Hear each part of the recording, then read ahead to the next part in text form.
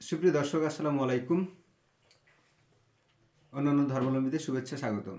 সুপ্রিয় দর্শক, যে ইস্যুটি নিয়ে কথা বলবো আজকে, সেই ইস্যুটি হলো সাম্প্রতিক সময়ে সাবেক প্রধানমন্ত্রী যে বিভিন্ন অডিও বার্তাগুলো ফাঁস হচ্ছে এবং ইউএসএতে কিংবা বিভিন্ন দেশে যে বক্তব্যগুলো দিচ্ছেন, এটা আসলে কি বার্তা? এটা আসলে কেন করছেন আওয়ামী লীগের থেকে, এবং শেখ হাসিনা কেন করছেন? যেখানে বলা হচ্ছে শেখ হাসিনা তার বিচার হওয়া উচিত, যেখানে বলা হচ্ছে পলাতক শেখ হাসিনা, যেখানে বলা হচ্ছে স্বৈরাচার শেখ হাসিনা, সেখানে শেখ হাসিনা এই বক্তব্যগুলো কেন দিচ্ছেন? এখানে এই বক্তব্যগুলো আসলে কোত্থেকে আসতেছে, কেন আসতেছে? এই বক্তব্যগুলো দেওয়ার উদ্দেশ্যটাই বা কী? আমরা আমাদের মতো করে একটু পর্যালোচনা করি। যখন উনি 5 আগস্টের পরে উনি চলে গেলেন, চলে যাওয়ার পরে উনি কয়েকটা অডিও ক্লিপ ফাঁস হলো, সেগুলো হচ্ছে অডিও ক্লিপ ফাঁস হলো নাকি আসলে এআই দিয়ে তৈরি, এগুলো নিয়ে আমরা আসলে এখনও জানি না। এই বিষয়গুলো আসলে আমাদের মধ্যে এখনও ধোঁয়াশা সৃষ্টি, যে আসলে তার কণ্ঠ ছিল এগুলো নাকি আসলে এআই দিয়ে তৈরি করা, আসলে আমরা এটা এখনও ক্লিয়ার না। তবে উনি যখন প্রকাশ্যে যখন যুক্তরাজ্যে বা লন্ডনে এবং অন্যান্য দেশে যখন উনি তার চেহারা না দেখিয়ে যখন বক্তব্যগুলো দেওয়া শুরু করলেন, উনি কেন দিচ্ছেন? ওনাকে তো বলা হচ্ছে যে বাংলাদেশের আপামর মানুষ তাকে আর চায় না, তাকে আর মানুষ কোনোভাবেই রাজনীতিতে ফিরে আসুক চায় না। এবং শেখ হাসিনা নিজেও চেয়েছিলেন যে উনি আর আওয়ামী লীগের সভাপতি থাকবেন না। উনি একটা সময় বলেছিলেন উনি টুঙ্গিপাড়ায় গিয়ে উনি ওনার অবসর সময় যাপন করবেন, এই দল থেকে অব্যাহতি নিয়ে বা অবসরে চলে গিয়ে। তাহলে উনি কেন আবার এখানে আসছেন এবং উনি আসার প্রয়োজনীয়তা কেন? এখানে যে ঘটনাটা ঘটেছে, অন্য অন্য যারা এখানে হচ্ছে, যারা এখানে আওয়ামী লীগের নেতৃস্থানীয় যারা সবাই তো পালিয়ে গেছে, সবাই তো পলাতক। এখন কাউকে তো কথা বলতে হবে। আমার মনে হয় কি, শেখ হাসিনা যে ক্ষমতায় ফিরবে এমন কোনো বিষয় আমার মনে হয় না, বা শেখ হাসিনা অদূর ভবিষ্যতে ক্ষমতায় আসতে পারে খুব রিসেন্ট ফিউচারে, এরকম আমার মনে হয় না। তবে উনি যে বক্তব্যগুলো দিচ্ছেন তাতে মনে হচ্ছে যে ওনার যে বক্তব্যের ধারাবাহিকতা এবং সিকোয়েন্স, এই যে সিকোয়েন্সগুলো, যে একটার পর একটা যে উনি কথাগুলো বলে যাচ্ছেন, তাতে এখনও মনে হয় না যে ওনার মধ্যে কোনো অনুতপ্ততা আছে বা কোনো ধরনের উনি সরি কিংবা ভুল হয়েছে এই টাইপের কোনো কথা এখনও আমরা শুনি নাই। তাহলে এত বড় ম্যাসাকার ঘটে গেল, এই ম্যাসাকারের পিছনে কি আসলে আওয়ামী লীগের কোনো দোষ নেই, না শেখ হাসিনার কোনো দোষ নেই? এখানে যে ঘটনাটা হচ্ছে, উনি সরি বলবেন কিনা বা দলের পক্ষ থেকে সরি বলবেন কিনা এটা পরের কথা। ইস্যুটা হচ্ছে যেটা চলে আসছে সামনে ইস্যুটা হলো যে আওয়ামী লীগের এখন কাউকে উনি হয়তো মনে করেন বাংলাদেশে কোনো একজন নেতাকে বলবেন যে উনি ভারপ্রাপ্ত সভাপতি কিংবা সাধারণ সম্পাদক, উনি হয়তো মনে করছেন যে তাকেই বর্তমান অন্তর্বর্তীকালীন সরকার অ্যারেস্ট করবেন। উনি হয়তো মনে করছেন যে যাকে সামনে নেতৃত্ব তুলে দেবেন সেই হয়তো অ্যারেস্ট হবেন। এখন উনি কথাগুলো বলছেন, এটাও একটা ব্যর্থতা হতে পারে যে উনি নেতা তৈরি করতে পারেন নাই, উনি কোনো লিডার তৈরি করতে পারেন নাই। দলটাই তৈরি হয়েছে এক নায়কতন্ত্র এবং পরিবারতন্ত্রের মতো করে আর কি।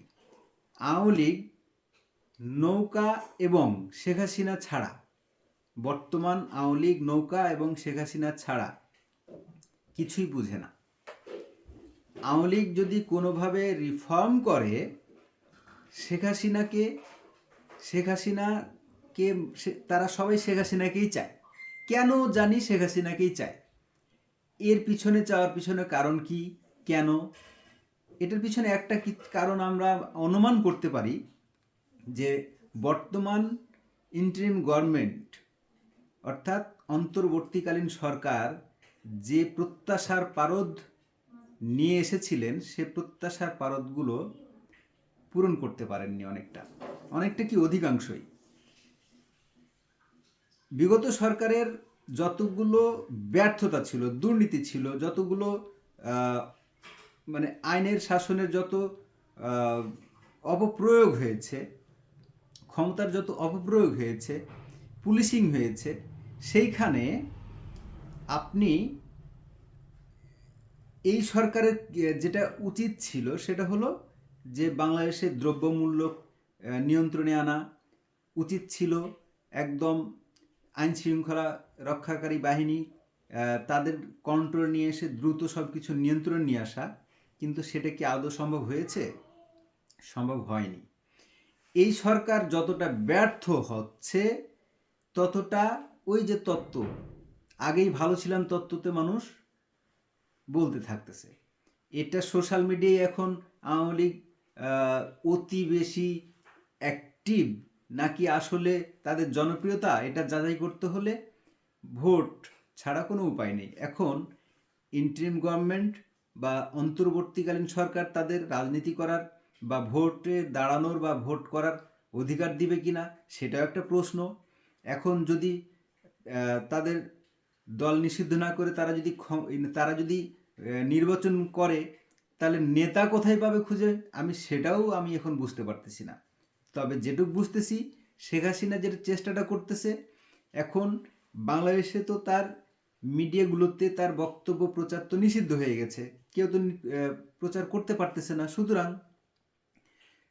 উনি যে বক্তব্যগুলো লন্ডনে, যুক্তরাষ্ট্রে, অস্ট্রিয়ায় এই যে এভাবে উনি দিচ্ছেন সেগুলো কি বাংলাদেশে চলে আসতেছে না?